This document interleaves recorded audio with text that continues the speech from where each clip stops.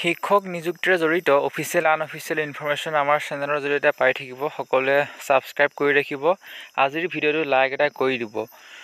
সম্পূৰ্ণ দেখিছে 4 এপ্ৰিল 2025 তাৰিখ নিউ দিল্লী সুপ্ৰিম কোৰ্টৰ পৰা NIOS DLED বা সেই কেছসমূহৰ সৈতে জড়িত এটা বহুত বেছি এটা দীঘলীয়া PDF প্ৰায় 28 পৃষ্ঠাজোৰা এটা PDF আমি ডিছকাছ কৰিম। কি লেখা আছে ইয়াত ভাল বেয়া গোটেই কথাখিনি আপোনালোকে ডিছকাছ কৰিব। আমি গোটেইখিনি কথা আমি ডিছকাছ নকৰোঁ। আমি 28 পৃষ্ঠাজোৰা এই PDFটো থুলমূলকৈ পঢ়ি কোনকেইটা পইণ্ট আপোনালোকৰ কাৰণে ইম্পৰ্টেণ্ট, NIOS প্ৰাৰ্থীসকলৰ কাৰণে ইম্পৰ্টেণ্ট, তেওঁলোকৰ কাৰণে ভাল পইণ্ট নে বেয়া পইণ্ট বা সকলোৱে হৈ কথাখিনি আমি ডিছকাছ কৰিম। একেবাৰে শেষলৈকে চাই থাকিব। In the supreme court of India civil appellate jurisdiction civil appeal number দিয়া আছে অফ 2025। ইয়াৰ নাম্বাৰখিনি দিয়া আছে। জাজমেণ্ট কি আহিছে, আচলতে কি হৈ আছে গোটেই সমগ্ৰ ভাৰতবৰ্ষত NIOS প্ৰাৰ্থীসকলৰ কাৰণে বা শিক্ষা জগতত, সেয়া আপোনালোকে হয়তো সকলোৱে গম পায় যে প্ৰত্যেক দিনাই নতুন নতুন আপডেট আহি আছে এই সম্পৰ্কে। এতিয়া আপোনালোকক মই ডেটটো দেখালোঁ যে এইটো সম্পূৰ্ণ 4 এপ্ৰিল অৰ্থাৎ আজিৰ এটা জাজমেণ্ট হয় সুপ্ৰিম কোৰ্টৰ পৰা। ইয়াত কোনখিনি কথা ইম্পৰ্টেণ্ট সেই কথাখিনি আমি ডিছকাছ কৰিম।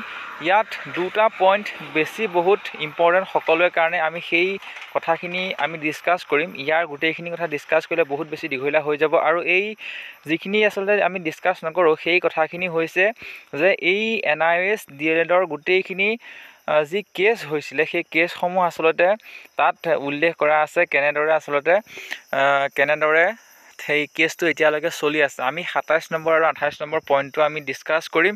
ইয়াত কি লেখা আছে আপোনালোকে নিজেই গম পাব। ভাল বেয়া গোটেইখিনি দিশটো আপোনালোকে নিজেই বিশ্লেষণ কৰিব। আমি কোনো ধৰণৰ ব্যক্তিগত কমেণ্ট নিদিওঁ, কাৰণ ব্যক্তিগত কমেণ্ট দিলে আপোনালোকে সমালোচনা কৰে, সেইকাৰণে আমি এই সম্পৰ্কে আঁতৰি আছোঁ। কি লেখা আছে 27 নম্বৰ পইণ্টত যদি আমি পঢ়ি দিওঁ, একেবাৰে শেষলৈকে চাই থাকিব। পেবেক স্পীডটো বঢ়াই ল'ব। ভিডিঅ'টো অকণমান দীঘলীয়া হ'ব পাৰে, আপোনালোকে আমনি নাপাব, কিন্তু গুৰুত্বপূৰ্ণ কথাখিনি আপোনালোকে শুনিবলৈ যত্ন কৰক। It can does been seen that this court specifically observed that the NCTE recognized order date 22 September 2019 was issued so as to provide a one-time window to the teachers who were already working as on 10th August 2027 and who were required to acquire the minimum qualification prior to 1st April 2019. However, the court clarified that the said recognition order did not act as a direction to the state of Uttarakhand to act in contravention of its 2012 service rule and the advertisement issued on the basis of such service rule. In that light, therefore, this court came to a finding that the decision of the Uttarakhand High Court to hold the 18-month DLED through NIOS is as equivalent to the 2-year DLED apex number dia ase or 2 years DLED through ODL was erroneous.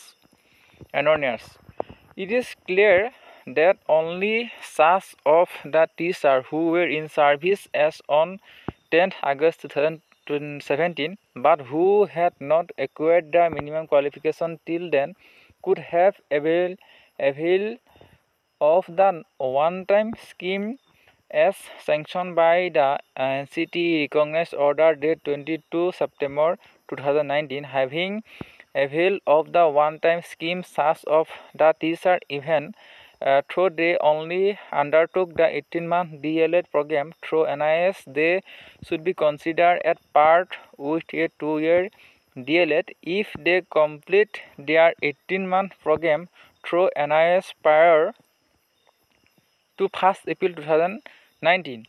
Main কথাটো এইটোৱে যে পিছৰ কথাখিনি লিখিছে যে any other candidates who was not in service as on 10th August 2017 cannot be considered to be at par with the 2-year DLED diploma. অৰ্থাৎ যদি আপুনি ৰিয়েলি ইন ছাৰ্ভিচ টিচাৰ নাছিলে 10 আগষ্ট 2017 তেতিয়াহ'লে আপোনাৰ ডিগ্ৰীটো 2 ইয়েৰ DLEDৰ সৈতে কম্পেয়াৰ কৰা নাযাব। এই যিটো 28 নম্বৰ পইণ্টৰ শেষৰ ফালে কিন্তু এই পইণ্টটো বহুত বেছি গুৰুত্বপূৰ্ণ NIS প্ৰাৰ্থীসকলৰ কাৰণে। আপোনালোকে নিজেই বিবেচনা কৰিব যে আপোনালোকে এই যিটো পইণ্ট দিয়া আছে এই পইণ্টত আপোনালোক সোমায় নে নোসোমায়। আমি হয়তো নাজানো যে আপোনালোকে ইন ছাৰ্ভিচ আছিল নে নাছিলে, ইয়াত হয়তো কিছুমান নাথাকিবও পাৰে বা থাকিব পাৰে, সেইখিনি আমি ব্যক্তিগত মন্তব্য কেতিয়াও নিদিওঁ।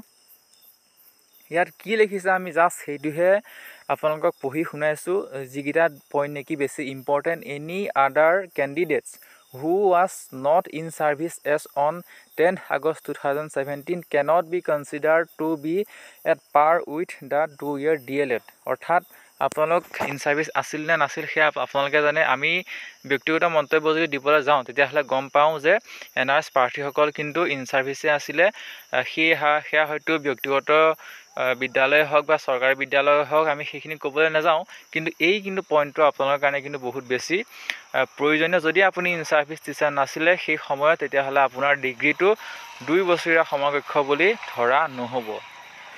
বহুত বেছি এটা দীঘলীয়া আচলতে PDF প্ৰায় 28 পৃষ্ঠা জোৰা আমি অফিচিয়েল ৱেবছাইটৰ পৰা একচুৱেলি আমি ডাউনলোড কৰি পঢ়ি আপোনালোকলৈ গোটেইখিনি কথাটো ডিছকাছ কৰাটো সম্ভৱ নহয়।